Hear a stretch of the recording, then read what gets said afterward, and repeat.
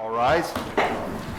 Pledge allegiance to the flag of the United States of America and to the republic for which it stands, one nation, under God, indivisible, with liberty and justice for all. Almighty and everlasting God, who presides over all things in heaven and earth, come and preside over these deliberations so that those that make the decisions may be guided by your wisdom. Thanks, Mike. Welcome to our November 9th voting session where we will vote on the 11 items that we just discussed at the work session. Ms. Payne? Roll call, Mr. Barrett. Here. Mr. Belishko. Here. Mr. Marconi. Here. Ms. Gilbert-McBride. Present. Mr. Brooks. Here. Also in attendance is Mayor George Brown, Administrator Charlie McCormick, Police Chief Joe Cuffey, City Attorney Tim Henry, Finance Director Brett Kidrick, Assistant City Clerk Tracy Smith, and Administrative Assistant Lisa Sanfilippo. Good evening. Welcome to tonight's regular session of council. Please turn off all cell phones. Following are examples of some important council rules. They are not intended to be a complete list. Please adhere as closely as possible to the 5-minute speaker presentation time limit. All remarks should be addressed to council and not to any individual member. No persons are allowed to address the council from beyond the rail, except the speaker at the dais who has the floor. Chairperson shall preserve order and decorum and prevent attacks on personalities. Chairperson shall determine all points of order. No person except city officers or their representatives shall be permitted within the rail during any meeting without the express permission of council. And finally, when members of administration are speaking, please stand up and speak into a microphone. All right, this time we have public comments on pending legislation. That's the 11 items that are on our agenda. Linda Joseph.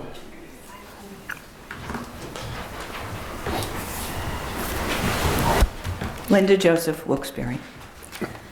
Tonight, I would like to speak to the resolution on the mayor's agenda regarding the authorization to prepare and submit a grant application for $140,000 to the Pennsylvania Department of Education's Keystone Grant Program for the Oosterhout Free Library. I have sat in this room for many council meetings and have listened to some addressing council in opposition to your voting yes to allow the mayor to submit any of the different types of grant applications that are presented to you for approval. I believe city government should submit every grant request as long as the entity asking for the possibility to receive monies from the state and federal governments is appropriate in its desired use of the funds. As a city, for us to successfully grow and promote what Wilkes-Barre has to offer, we need to be inclusive and recognize everything that makes us thrive. We do not exist with only our neighborhoods, which of course are so crucial to the impression of our city. Every nonprofit, every college, entertainment venues, cultural organizations, and businesses all make vital contributions to the continued success.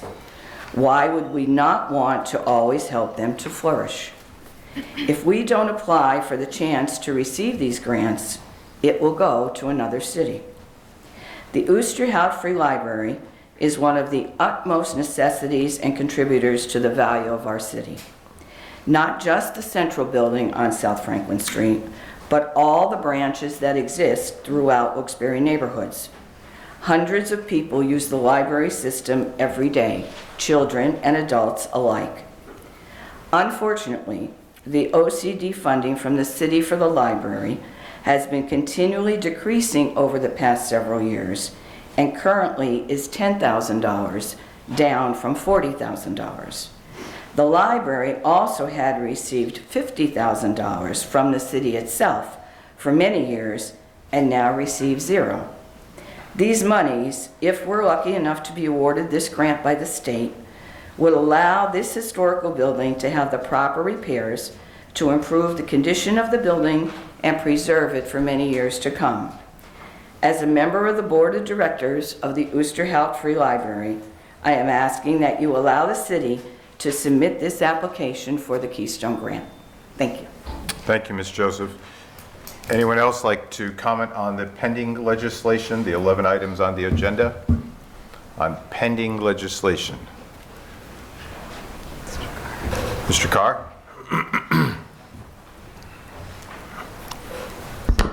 Councilman Brooks, thank you for letting me speak tonight.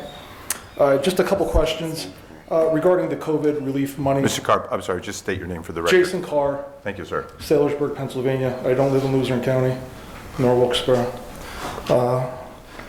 Regarding the COVID relief money, will illegal aliens or people who are not here legally within the country who reside, which are thousands, in the city of Wilkes-Barre, will they be eligible for any of the relief funds, such as the $300 or the house refurbishing plan? The mayor's smiling right now. It's a legitimate question that I think deserves an answer. Are you offended by that? No, but Okay. please continue. All right, it's a simple question. Simple question. Secondly, the agencies that are here tonight, Chamber of Commerce, the United Way, why are they taking 10% of the funds for their services, which is actually a civic duty for the citizens? It's the money of all the people that sit here tonight. Why do they have to take the maximum amount, within the guidelines to disperse the money back to the people, which is actually the people's money originally? It doesn't make any sense to me. Why couldn't it be done for 5%? Why couldn't it be done for 3%? Why is there's always that maximum money grab within the city? And then thirdly, since the mayor wants to engage, John Marconi seems to have had a problem with the accounting selection. This goes back to last year, of the auditor, which was Axelrod, I believe, that you chose.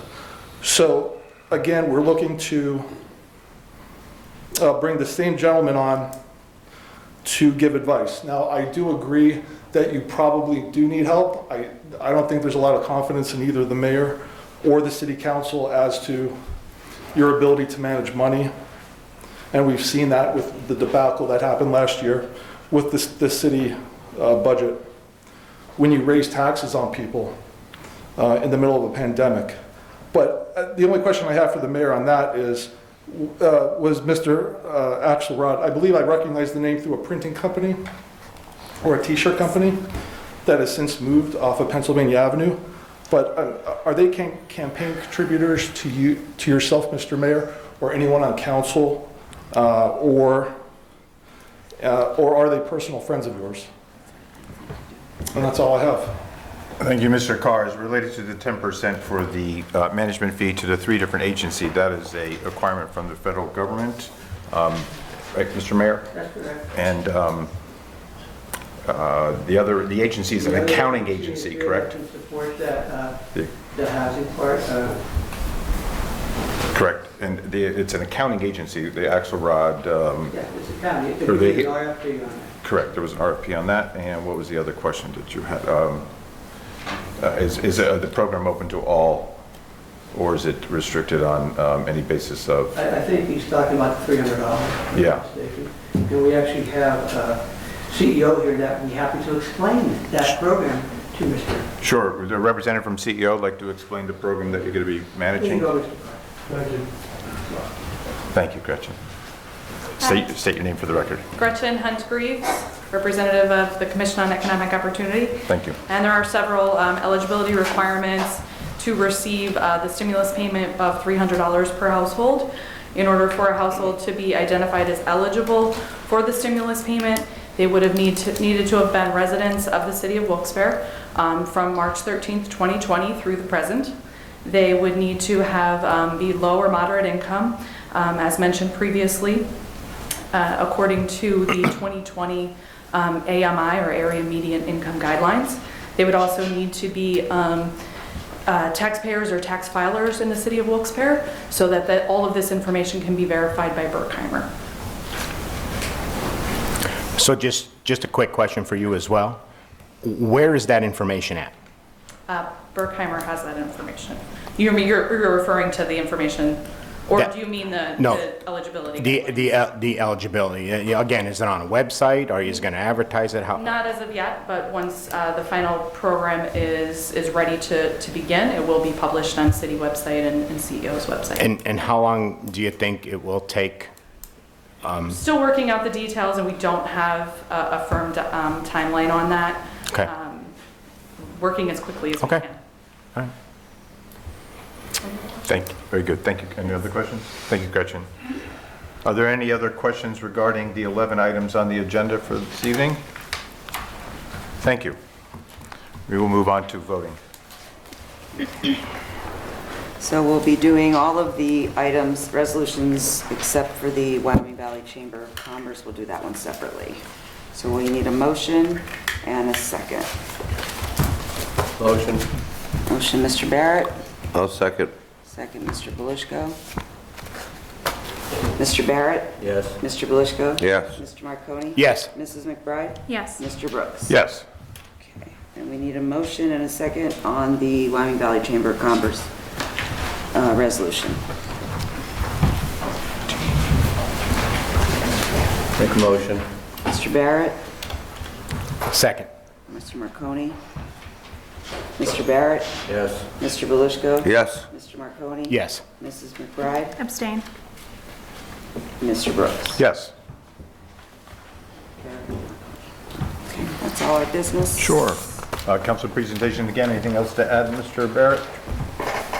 And sitting here listening to the programs that are going to be evolving very shortly and the presentations by the three organizations, I think we're very fortunate, and the mayor would concur, and I think all of us concur, that to have these three organizations, United Way, CEO, and the Chamber of Commerce, sitting here tonight, willing to participate and help the residents that need help the most. I think it's really heartwarming and wonderful to hear, and my thanks to everyone here from the organizations that are stepping in to help those most in need.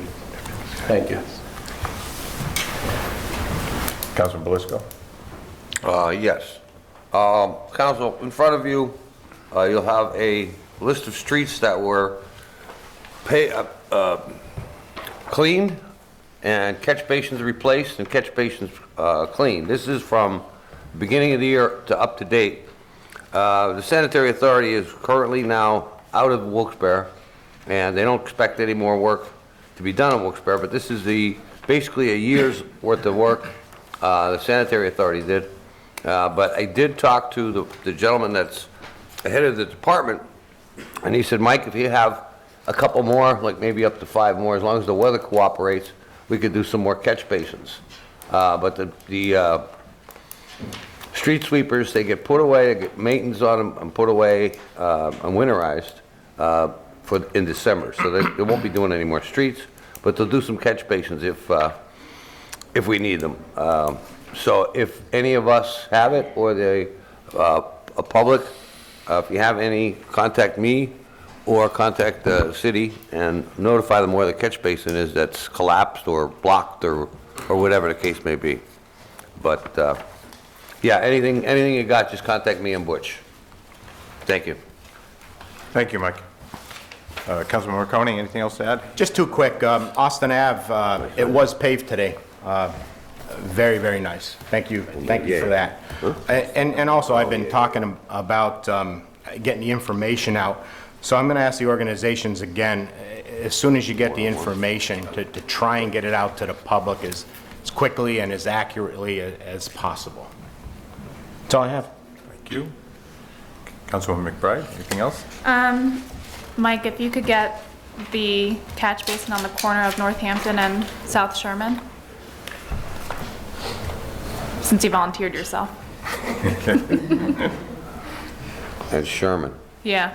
is it collapsed or? No, it's Is it just always blocked? clogged. Yeah. It's blocked. Yeah, and when there's heavy rain there, the water comes up over the curb line. Okay. Thank you. That's it. Good, great, thank you. Okay, now we have public comments and discussion. Joe, Nadine, and Nick Dreyer.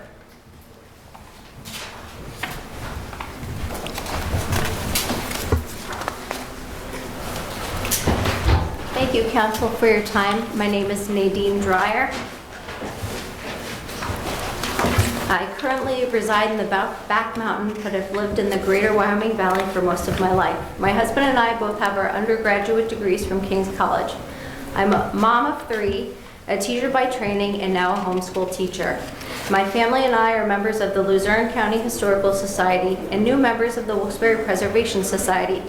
We currently have the privilege of touring the courthouse, the Hollenbach Cemetery, and also the Walkatexture tour. Our history is just abundant in Wilkes-Barre. As you could probably tell, my family and I have a real passion for local history. I truly appreciate the beautiful architecture and green spaces that Wilkes-Barre has to offer. When I read the article in last week's Citizens Voice about the Riverfront, I felt compelled to attend tonight's meeting. The picture was described by the concerned citizens was grim but true. I would love to take my children to visit the Nesbitt and Kirby parks to utilize them as outdoor classrooms, but honestly, I just don't feel safe. The parks have an amazing history from the beginning stages of their planning and development, but even more interesting to me is the history that is seldom taught, and that is of the people who once called this area home, the Delaware Indians and the tribes of the Iroquois Nation. I believe that the land deserves a greater respect than it's currently shown. The park is like a window into the past, and when I visit Nesbitt Park, looking at the amazing canopy of mature trees along the riverside, I imagine the uncorrupted peace of wilderness before the European settlement. I feel that the park is not acceptable in its current condition for a family to feel safe to stroll along the river. Restoring the beauty and the safety of this area would attract more visitors and deepen people's connection with the past.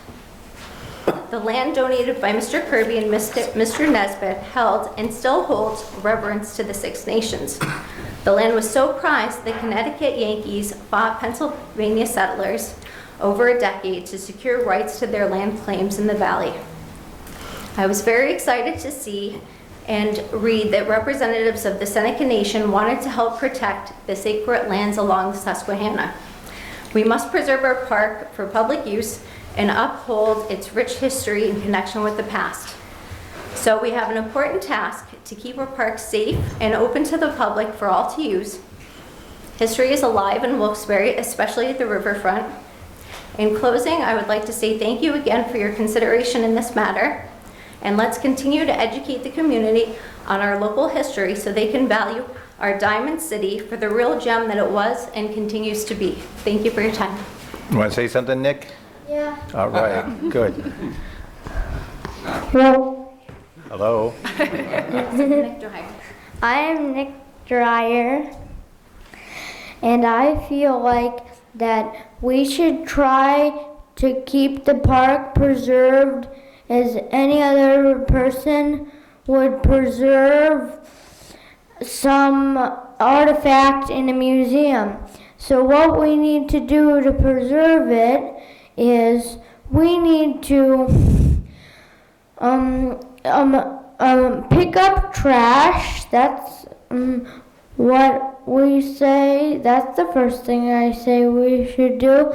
And the second thing I say we should do is preserve it and keep it as it was when the adults were little, so their kids could see it in the same view as most adults would like it to be seen. And thank you all for listening. And Kirby Park's a very historical place, and that's why I want to preserve it. Thank you for listening, and everyone have a great night. Bye! All right, Joe. Thank you. My name is Joe Dreyer. I'm from Dallas. I'm Nick's dad and Corey and Katie over there and Nadine's husband. And I appreciate your attention tonight to this issue. I don't honestly have a lot of personal experience with the park, but that's what I'm addressing tonight. I have some friends here that said some pretty strong words, it sounds like, in the paper, and I wanted to come here and support them because I'm born and raised in Luzerne County. I have a lot of valley pride, and I want it to be the best it can be. And I'm not sure, I don't have any answers for you today, but I know that if it's not some places people feel are safe, people just aren't going to go. And there may be certain people that go, but when you're going with kids, it's a different game. You know, if I was a 20-year-old, I probably wouldn't worry about it. In fact, when I was 20, I was running under the bridges. My wife and I, we lived in Kingston, and it wasn't a big deal, but things change. When we lived in the outskirts of Philadelphia, I know you're familiar with the Wissahickon Park, we would go there all the time and do different things, rock climb and run and bike. And I never felt concerned being there, even as close as it was to the city of Philadelphia. And it just seems like this might be a bit of a different scene. And hopefully, we can preserve the historical value of what we have here, because it seems so incredible.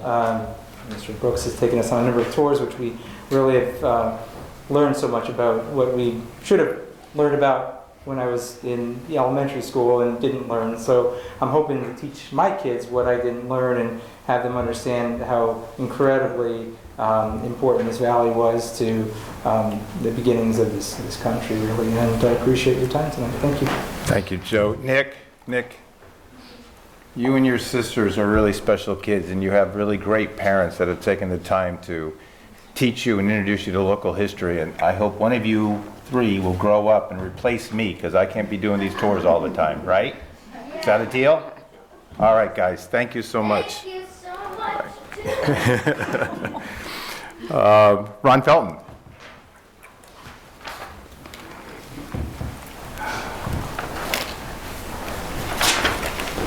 Good evening, Council. It's been a long time since I've been to City Council, and I'm here in response to a clinic that we did last Saturday, November 6th, and I just want to express kudos to the City of Wilkes-Barre Health Department and their vaccine unit.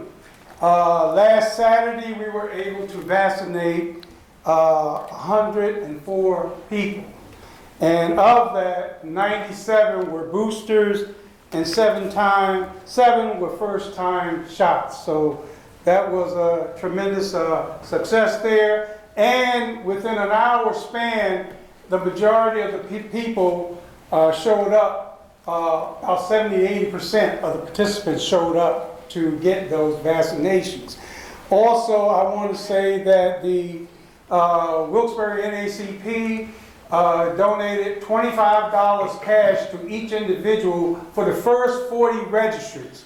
And that was exhausted with me taking the registrations. And then the brothers of the Thai Square Club of Golden Rule Lodge, number 15, provided barbecue dinners of chicken and rib barbecue dinners.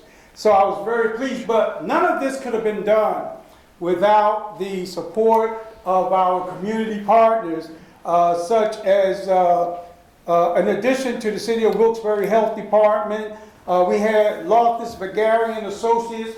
They allowed us to use their parking lot. We had the Greater Wyoming Valley United Way. We had Geisinger Health System. We had the Commission on Economic Opportunity. We had the Wilkes University Nesbitt School of Pharmacy, and again, the Thai Square Club of the Prince Hall Masons of Golden Rule Lodge number 15.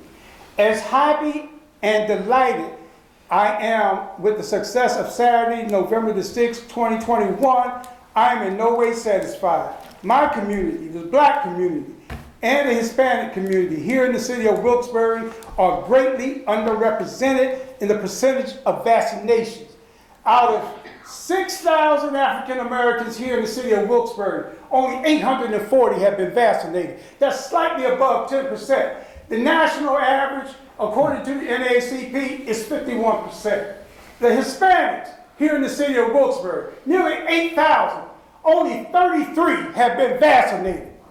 We need to come together, and I'm imploring the mayor to reach out to these community leaders, these spiritual leaders, these activists, to see what we can do, because I'm telling you this pandemic is only going to continue as this virus continues to mutate from one person to the next. The more people we get vaccinated, the better the chances we have of getting out of this pandemic. And I'm trying to say to you all, look, my wife and I came here 30 years ago. And Wilkes-Barre is my home. And I've said it many times. I've said it on Facebook. We are all in this together. We have got to help one another. And if we don't do that, it just prolongs. It prolongs the time because the virus keeps mutating. It keeps mutating into stronger viruses and stuff like that. Now, and I was really concerned about the upcoming holiday season. How many people won't be around for the next Thanksgiving? How many people won't be around for Christmas, next Christmas? How many people won't get to see another New Year? I greatly implore you and the mayor to use the resources available to you. And Mr. Mayor, hey, I seen you do your Facebook things, encouraging people to get vaccinated. I seen the Wilkes-Barre Health Department out on the farmers market and encouraging people to get vaccinated, but it's simply not enough. So yes, you got to come to us in our community. You got to come to me. And even NACP can't reach into the Hispanic community. The Hispanic leadership has to reach into their communities. But if we can all come together, we can get out of this thing a lot sooner, hopefully, than later. This is all I ask. Thank you all for listening to me. Thank you. Thank you, Ron. You have great passion for it. Yes, Mr. Mayor. Yeah, Ron, the number that you received, the 800, I believe that was from our health department. Yes. Okay. That was what was vaccinated by our health department. Now that in no way counts other areas and places that vaccinate, whether they're African American, white or Hispanic, meaning CVS pharmacies, the hospitals that vaccinate, all the other places that are vaccinating. That number you were given was only from the ones that the city health department vaccinated. But there are, I'm sure there's thousands more that were vaccinated through all the different forms, the Wegman, all the other places that give it out. Like I said, CVS and other pharmacies, but also the hospitals and the other places. So the number is not just 800 within the city of Wilkes-Barre, African Americans. It's much bigger than that, because the other areas is not part of that number, in all due respect. And we have also reached out, I believe if not mistaken, we've gone to Mount Zion Baptist Church and we vaccinated, people at the Mount Zion Baptist Church, reaching out to that community and please come out and get vaccinated there. So we've done some outreach, Ron, is what I'm trying to say, with the African American community, but it's not 800 in the city of Wilkes-Barre African Americans. That's only the ones that the city of Wilkes-Barre did the vaccination. It's all the other places within the city of Wilkes-Barre or even the outlying areas that do vaccinations. And there's tens and tens and tens of thousands that have been done outside of the city health department. Okay, let me respond to that by saying, if that is the case, if what you're telling me is the truth, the city of Wilkes-Barre Health Department should have the ability to go to the state health department and give us, somehow they're getting these numbers. Somehow these numbers have to be gathered in a central location in order for the government, the federal government, to report the percentages that they're reporting. So somehow, some way, those numbers ought to be obtainable. Now, going to Mount Zion, ain't enough of all black people go to Mount Zion. And I'm a Mount Zion member. Yeah, but so, we have our numbers. Right. We didn't solicit from the state or from the pharmacies and other places that was given out. When you requested that information, we only gave you what we have on hand. But can the city's health department, do they have the ability to reach out to the state health department and get us that information? I don't have that answer, Ron. Okay. That has not been asked of us yet. Okay. Now that you're asking that, I'll meet with Hank Radulski tomorrow. All right. But sir, out of respect, and you know how much I respect you, thank you. We were not asked that information. We were only asked how much did the health department do, and that's what you were given. Okay. We'll look into that tomorrow for you. All right, thank you. Appreciate it. Sure. Appreciate it. Thank you. Thank you, Ron. Thank you for all of your activism, Ron. I've seen your Facebook posts, and I really appreciate it. And I think that you're doing the right thing by trying to combat some of the misinformation that's out there. And I think that outreach in the communities, especially right now, right before the holiday season, I think it's sorely needed. So thank you for all that you're doing. Thank you. William Cavache? Hi, I'm Bill Cavache. I'm a retired school teacher and friends of the Seneca Trail and the land down by the river, which I first experienced in 1971, coming to town to run cross country. And we ran through there, no problem. Then in the 80s, I was a cross-country coach. I took teams down there running. Never had a problem, never, feared for the kids or myself. Through the 80s and 90s, I ran hundreds of miles through there as a distance runner. And I just cherished those trails back there. And then a bunch of years went by that I didn't, spend much time down there. Next thing I know, one of my best friends, Richard Hosey, dies. He was very dedicated to that land. He was always concerned about the people parking underneath the Pierce Street Bridge, which is one of the problems. But I personally never got hassled. I guess I'm a big guy and I ran fast through there. And but things have changed. When you walk through there and slow down and start looking around, you start seeing. So Rich has been dead for, 4 or 5 years now. So 3 weeks ago, I go down there at the request of some friends of mine, Danielle and Jerry Reisinger. And we go down there. There's tents. There's tents set up right there. Right next to the bench, right on the river. I mean, we're not even talking encampments that used to be like a couple miles in. They're right there. There's tents set up, 2 encampments. So, and I don't know anything about the politics. I assume this is about money, or that I know. Obviously, I don't come to council meetings. I'm not into politics, but you guys have a lot on your hands, and I really appreciate the service you're doing. It's not something that I would choose myself to do, and I appreciate people that do it, but it's time for a change. I mean, things have changed. It's gone around a corner.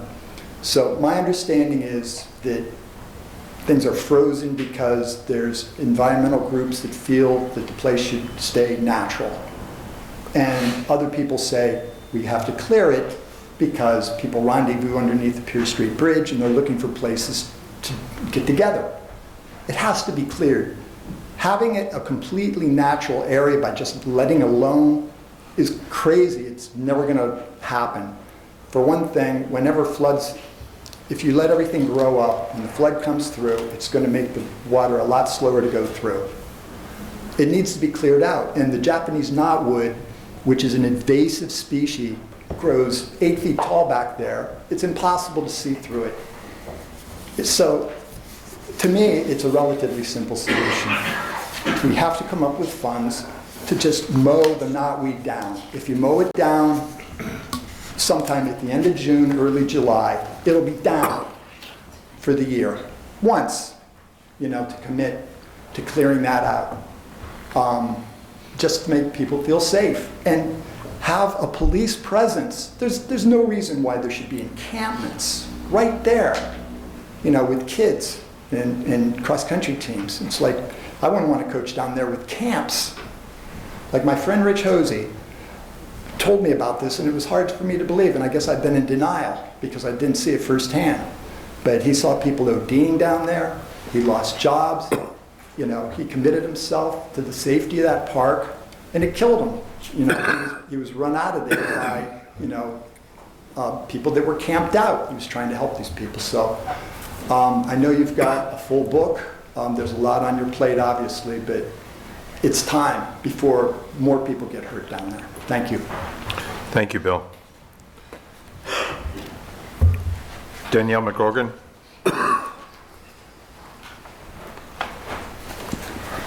I'd like to thank my brothers and sisters before me for your time. My name is Danielle McRogan, and I am an owner of Nucleus Raw Foods on Public Square and am a resident of the Wyoming Valley. I am here tonight speaking as a friend of the Seneca Nation of Indians. I'd like to begin with a quote from Ralph Waldo Emerson.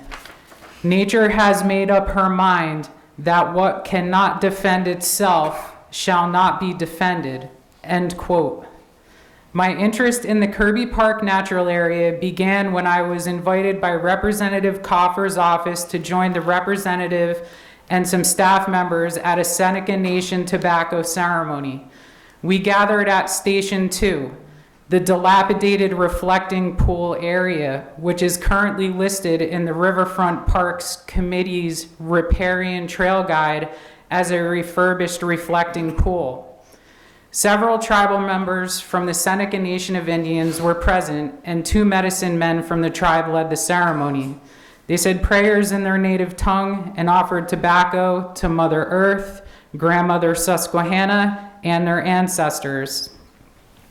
Witnessing this ceremony showed me the connection our red brothers and sisters have to this land and solidified my commitment to work with them and see it that their land is taken care of until prophecy returns it to them.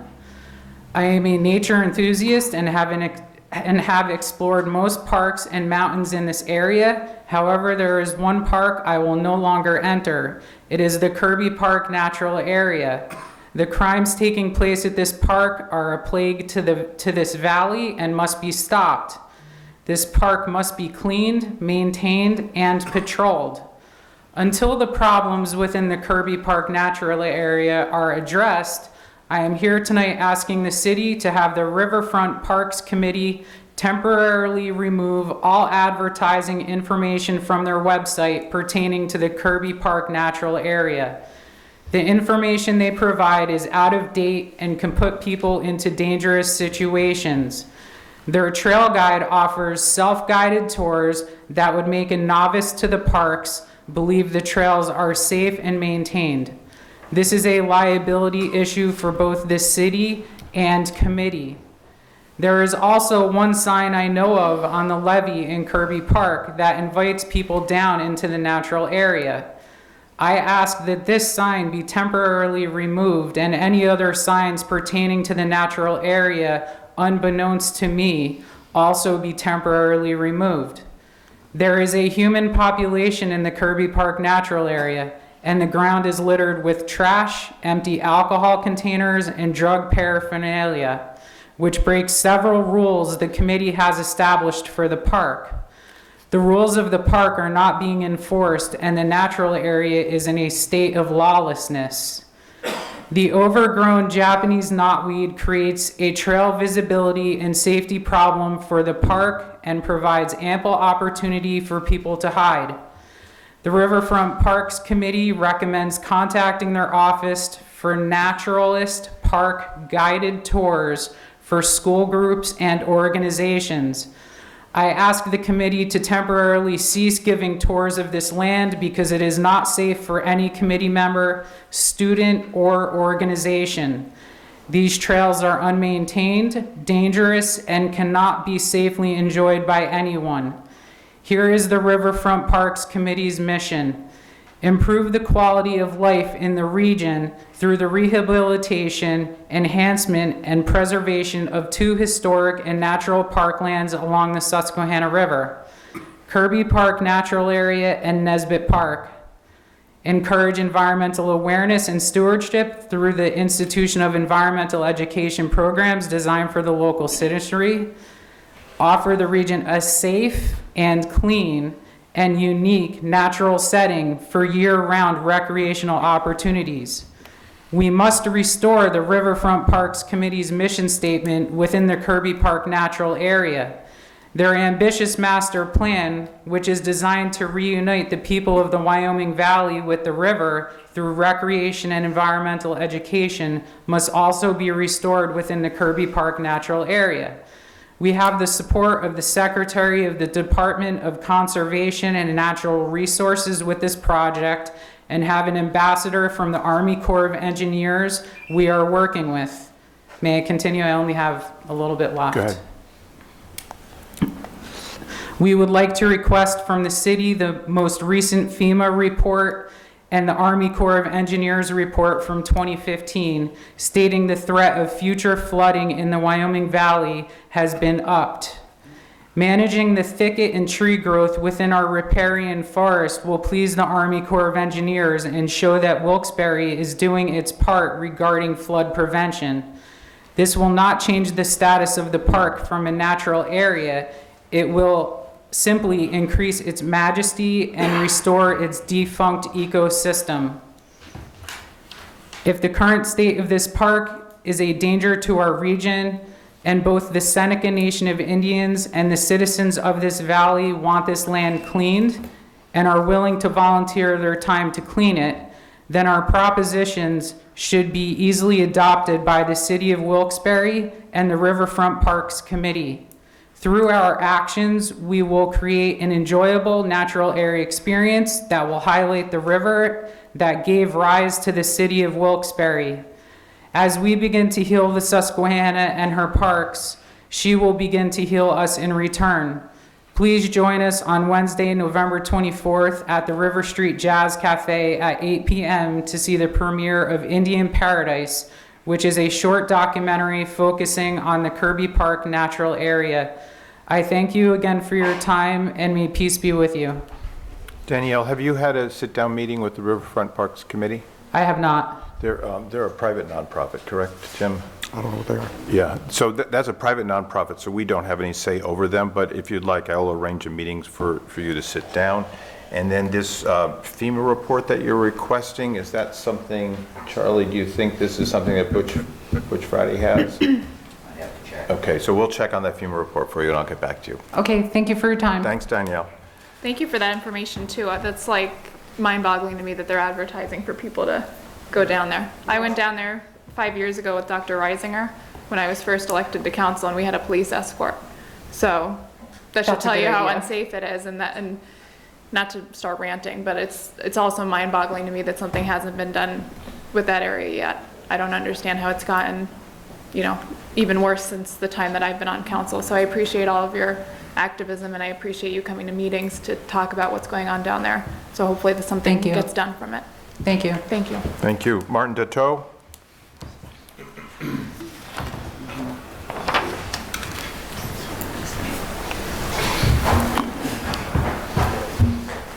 Good evening, Mayor Brown, member of council, my fellow citizens. It is my honor to announce the formation of the People Committee. I'm sorry, just say your name for the record, where you're from. We know, go ahead. I'm Martin Darto. There you go. Thank you, sir. As the president, myself and my committee will be addressing the needs of the people. As a candidate for Luzerne County Council, I have received nearly 7,000 votes. I have listened and observed the pain our citizens are in as they try to raise their family and pay their bills. Our People Committee will be addressing the need to all of you City Council members in the following months. Member of Council, our committee asks that you increase the mayor proposal to a household of $300 to $1,000.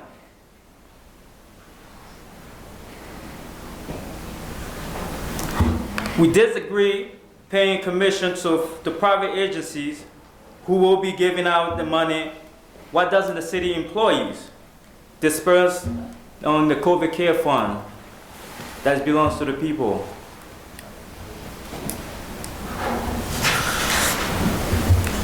Some of the urgent needs are affordable housing, safe and clean inspected rental housings, more hiring of qualified minority police and firemen, and special attention to Spanish-speaking officers. The homeless that are visible on the square needs attention, housing, and job training. Police foot patrol. Police foot patrol to make the resident feel safe again. 100 police officers are needed, not 88. So we need to hire more police officers. We need more boots on the ground. The department is undermanned, and those shooting are destroying the quality of life in Wilkes-Barre neighborhood. Mike Belasco, as a member of the Wyoming Valley Sanitary Authority, can you ask at the next meeting, make a resolution to exempt the seniors and disabled citizens from the stormwater fee, what we know as the rain tax? Mr. Mayor, how much does the taxpayer pay in the Wyoming Valley Sanitary Authority fees?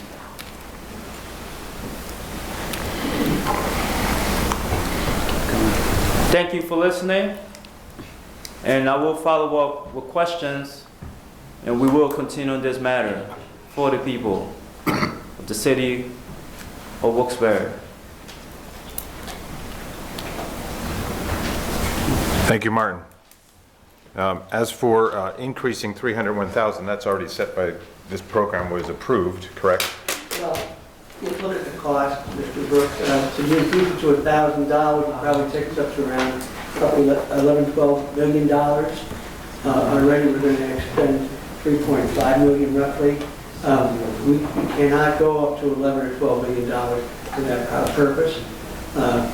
But we feel that we're allocating enough based on the guidelines that will help the people that really need the help. And maybe I should stand. One of the things that we talked about last year was, if we get this money, how do we help the people that are really financially been adversely affected by this? So with the $300, with the guidelines, it's going to help the people that we feel should be helped. But also, $3.5 million, a lot of money to allocate to that program, Martin. I cannot allocate $11–12 million for that. Also, if you want a police force of 100 officers, where are you going to get the money to pay for that? I mean, I think what you're asking us to do, a lot of those things have financial implications to it that have to be looked at. And how do you come up with those monies? You know, so understand that, please. I thank you for being here. I respect the fact that you have ideas, but we have to look at how do we come up with the money. How City Council is going to allow me to, you know, to increase how we're going to get that extra money for another, you know, extra 20 or so officers. Okay, it's a lot of money, but it's nice that you have these questions, but sir, there's some of those things we just cannot afford to do. And like I said, the one thing is $1,000. I'd love to give everybody $1,000. I can't afford it. I can't do that. But we have the holidays coming up, and we have holidays and all those things, and I'm communicating with these people every day on a daily basis, and it's heartbroken to see that we have money from Washington that belongs to the people sitting in the bank. We have, no. We have half of the money that was allocated to us. We didn't get the full allocation. And Martin, we just received approval last week from the Treasury Department. We had a meeting, my staff and I had a meeting with the Treasury Department, and we just got the okay to start using that money based on the initial set of guidelines. So we just got this approval last week. Yes, and that's why we're putting these programs into effect. That's why we're here tonight, to get council's approval, which we did for those resolutions. Now we're going to start getting that money into the hands of the people. The money to help buy a house, the money to help remodel your home, the money to, if people want to come, you want to come to Wilkes-Barre, you want to start a business, we're going to help you with that, okay?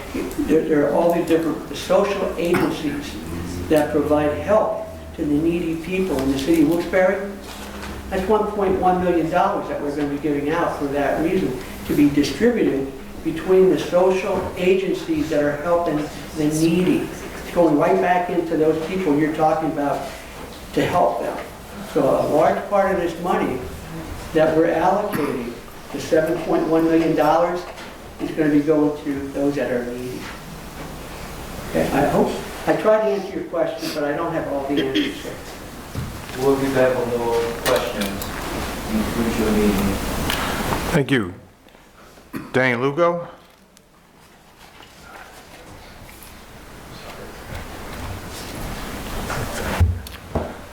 Hello. Good evening, everyone. My name is Danny Lugo. I'm a resident of the city of Wilkes-Barre, and recently I started a new business. My partner and I, Jose Perez, we are concerned about the opportunities that we face out there for us, for the Hispanic community. And we are requesting few things. Inclusion, we need respect and equal opportunities for us. We believe that we have contributed to the economy of this city, of this county, since I've been here since 2017, and I noticed the growth of this city in many business. So diversity has to be taken in consideration. We are, our community is the one that works on the restaurants where you go to eat, you go to the supermarkets, and our community is working over there hard to put the food that you're gonna buy. Our community is working in many other places, like cleaning places, like factories, warehouses, many other places where they work hard. They get up early in the morning to get the income that they need to live, the income that they need to bring home for their families. So if we are a community that is contributing to the economy of this city, of this county, this country, like the Pledge of Allegiance says, we live under one nation, under God. So we must be indivisible. We need freedom and liberty for all. I mean, we need justice for all. So we would like to request, we want to form an association so we can help our community to educate, so they can have the education they need to open their business, to do business in this place with transparency, honesty, so they can continue grow in this place and become this city a great place to live and do business. And our families can continue to offer, or our community, to offer all the benefits for everybody, not only for like legal citizens, but for everybody, and including church, restaurants, supermarkets, and schools. Why our schools today, we are having so many problems with our children? Because there is a separation. They think that you are different because you speak a different language, because you have a different dialect. So we need integration. We need to be one city, one nation, and work for good, for the future generations to come, to have safety and welfare. So we are looking to get the training, resources, all the equal opportunities out there, like new business, small restaurants, Mexican restaurants, Dominican restaurants, supermarkets, that they are out there. Maybe you guys don't go and shop over there. Not everybody goes shop over there, but they are supplying the needs for other people. So we also need health benefits. These people work 7 days a week with no benefits because they're no legal resident. They get sick. They might get a disease. They pass it on because they don't have health care. We need to help these people. And so we as an association want to get trained and educated so we can pass it on. And we can educate these people, and we can all be a safe place to live. Thank you. Thank you. Danny, have you met with the Chamber of Commerce? They have diversity outreach and all different kind of communities to help you with this kind of training. No, sir. So there was a woman here who was the president of the chamber. Yes, I heard her talking. I'll introduce the two of you and we'll set up a meeting for you, okay? Yes, thank you. Do you mind if I? Yes. Ma'am, there's a gentleman named Francisco Gonzalez. Francisco is actually a member of our Police Advisory Committee. He's located up on Hazel Street. Francisco has been doing what you're asking for years. He just received an award from the NAACP for his efforts doing that in the community, City of Wilkes-Barre. So I'd be happy to put you in touch with Francisco. And he helps new people coming in, Latino people coming into the city, helps them get established. He does help them with necessary paperwork. He helps them get established in places to live, other things. So he's a very, very good advocate of bringing new people into the city and helping. So I'd like to put you in touch with Francisco. I appreciate it. And then that way, he can answer a lot of your questions because we know that there is a large population of Latino people in the city, okay, if I can say that. And we're trying to work with that. And Francisco and a gentleman named Memo Lara also is very much involved with the Latino community. And he's also been an advocate. I'm happy to give you both their numbers. And if you'd like, before you leave today, I'll meet with you, I'll give you their numbers. And they're happy to work with you on all the things that you just mentioned. And Francisco actually talked about creating an association like you were talking about with the Latino community. That's interesting. Thank you. Thank you all. Thank you, Danny. Thank you. Patricia Quinn? Members of council. Patrick Quinn. Patricia. I'm sorry, Patrick. That's my poor handwriting. I'm very sorry. I'm a guest from. Are you a doctor? Many staff I work with have said that for years. Thank you. I'm a guest from Lackawanna County. Mr. Mayor, it's good to see you again. You may remember we served together on the Medical Disability Advisory Committee at the college, so it's good to see you again. I am also here to continue the theme of the Riverfront restoration and talk about a little bit about my work. Now, I have talked to many municipalities with Dr. Reisinger. About 10 years ago, I was made a cultural ambassador to the Seneca Nation. I never, ever, when I speak to a group, a governing body, claim to have any Native American heritage, but I am a lover of history.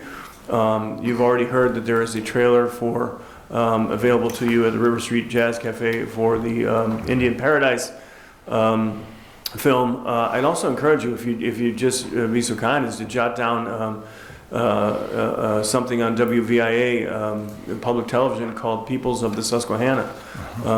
You have an opportunity. I visited. I want to talk about some of the work I've done in Lackawanna County and in Wyoming County with Dr. Reisinger.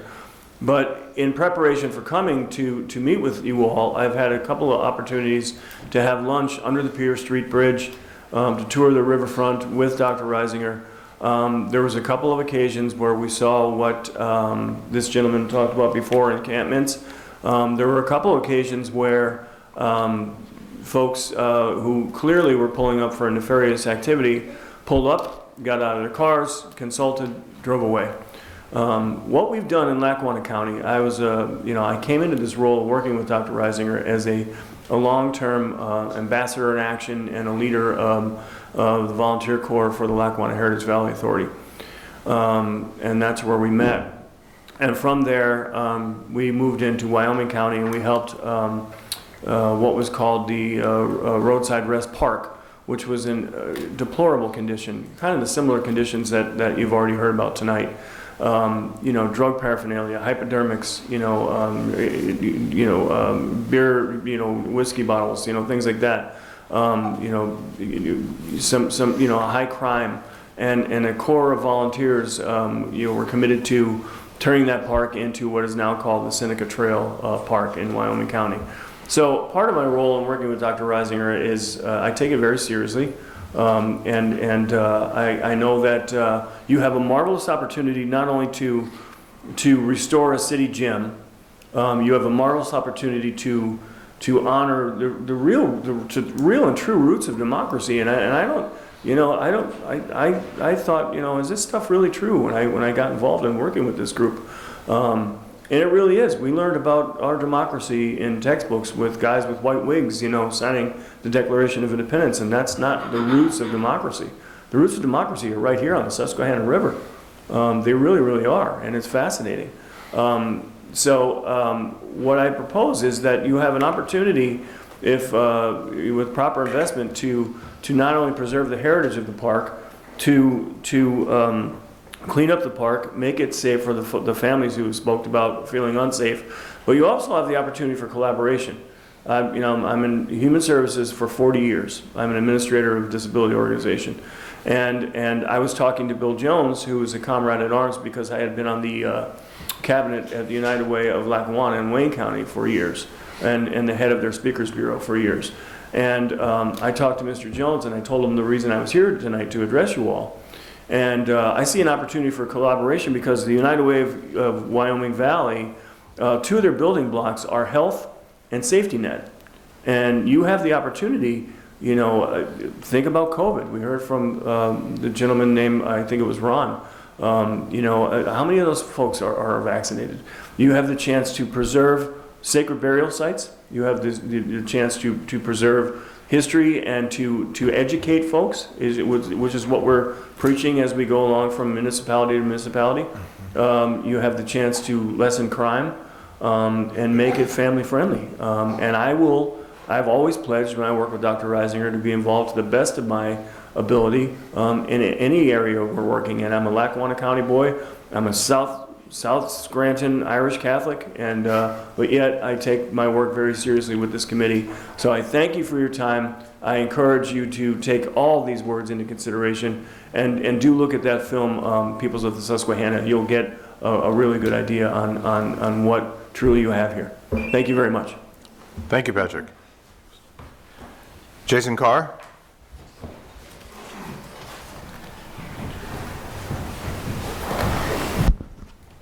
Hi, Jason Carr, Sailorsburg, Pennsylvania.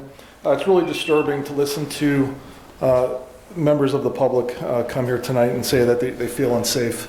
The chief of police is here tonight. I'd like to know if he would be able to respond to the concerns that the citizens have regarding their feelings of uneasiness coming to the city of Wilkes-Barre. That 1/4 of the population lives in poverty in the city. The people from Dallas today, the Dwyers, those are the people that need to be attracted to the city, to come down to the square, spend money, visit the park, but they feel unsafe. If you go outside tonight, you'll see that it's a ghost town. 7 o'clock at night, nobody on the streets. How can businesses survive? I asked a simple question before because I wanted to see who was going to be triggered.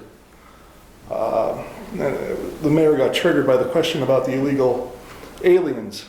But the sad part is, Mr. Felton made the point that there's 8,000 Spanish people that live in the city of Wilkes-Barre, probably more.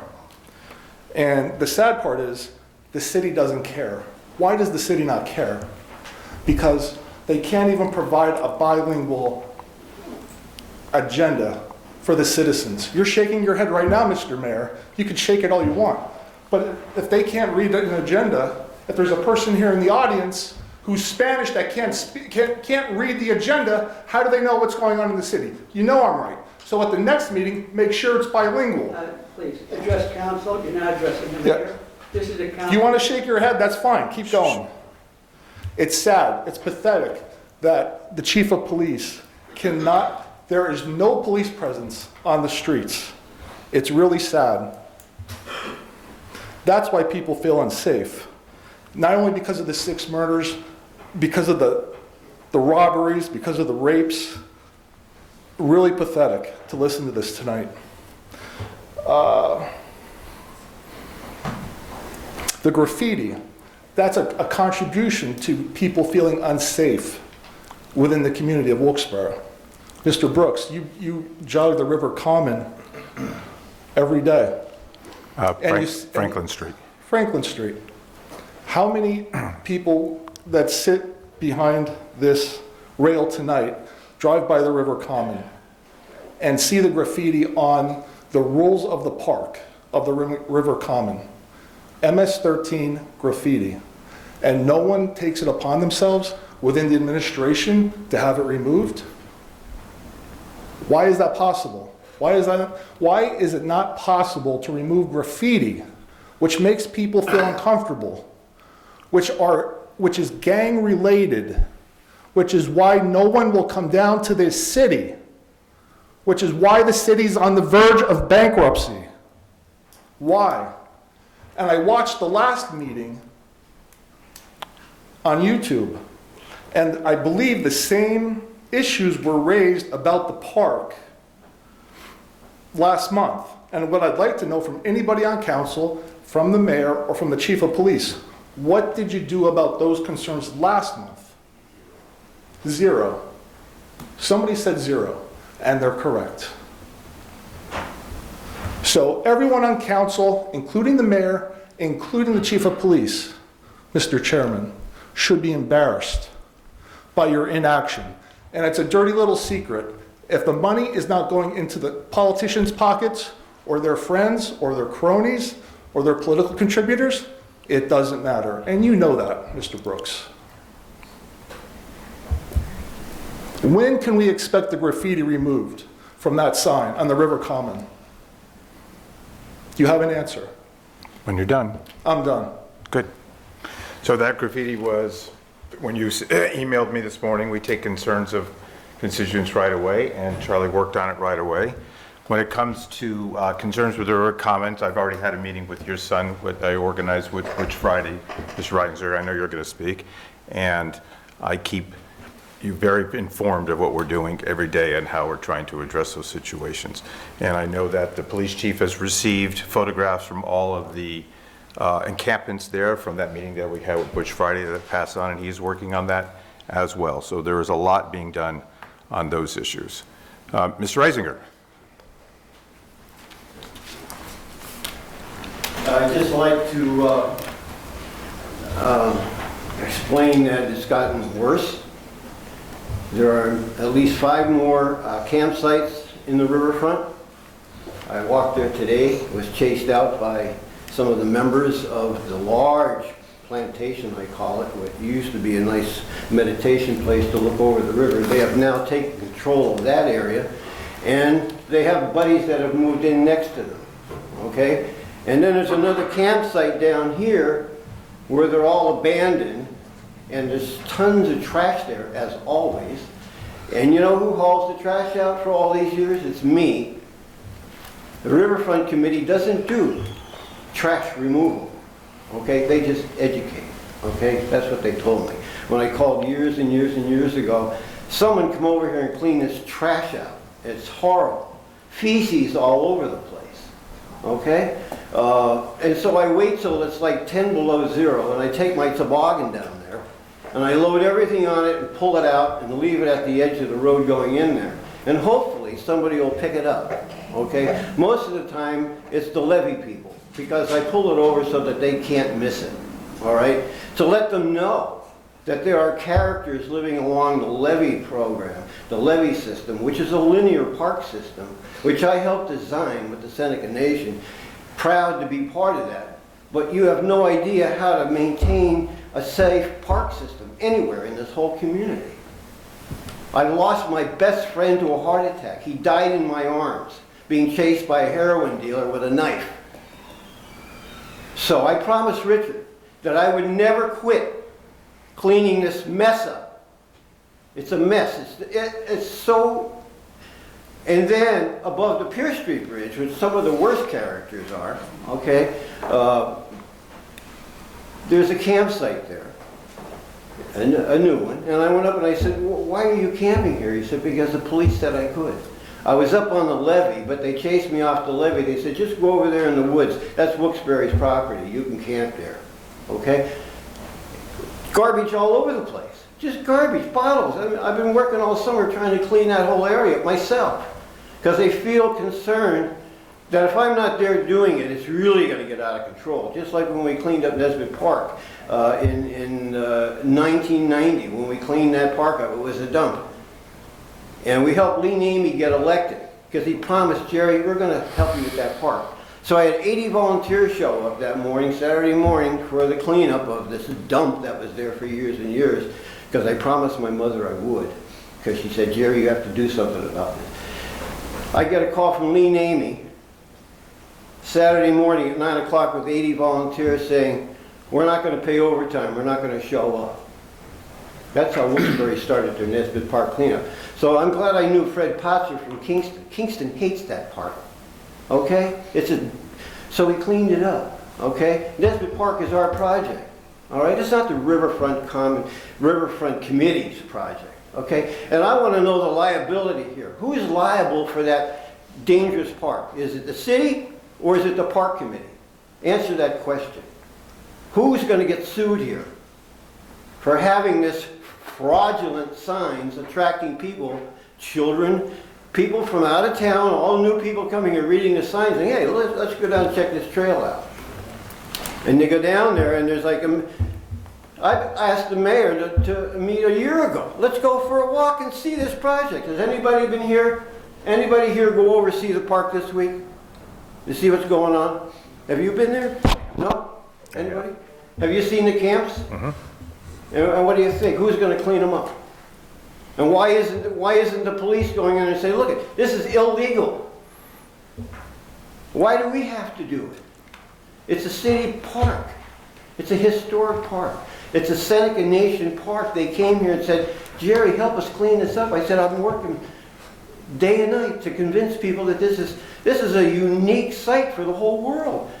That village created matriarchal democracy. Democracy we gave to the world. We gave it to the Europeans that came here. That's the site, right there. Okay? So what are we going to do? Are we going to wait to talk to the Riverfront Committee who created the problem? Because they're inactive. They're not cleaning up anything. They're not preventing anything. They do a great chalk fest, they do a great river festival. But when it comes to that natural area, it's a gong show, okay? And it's dangerous. And we want it cleaned up. Tomorrow we want to start. We want the chief of police to go in there and say, look, you can't, there's 4 more camps in there. What do you think about that? Mayor, what do you think? You want to go for a walk tomorrow morning with me? As the mayor? I can't go tomorrow, Jerry. When can we go? We went before, and you saw the mess. You and I walked it before. And Richard came and talked to you when you were on council. Nobody came to help us. Nobody. You know how we got people out of there? We went to the National Guard and said, look, you got to help us on a Saturday afternoon. We had 4 guys came and got the pit bulls out and got the dealers out, and that's how we started to clean it, me and Richard. Okay? We didn't have any help from anybody. And you knew it existed. And no one showed up. I'm done. So as you know, Jerry, I met with your son with Butch Friday on Friday. Right. And we're getting the ball rolling, and all these gentlemen have had many meetings about it. We don't want the Riverfront Committee meeting. We want... This is just a city. It's nothing to do with the Riverfront Parks. Nothing to do with them. Because you're liable for it. They're nothing to do with them at all. Stephen Alexander and Lisa Scott. Speed issues on Pennsylvania Avenue. They left? Okay, any other comments from council? Okay, thank you very much. Our next meeting is on the 23rd? 23rd of November is our next meeting. Why won't the chief of police speak to the citizens of Wilkes-Barre who feel unsafe?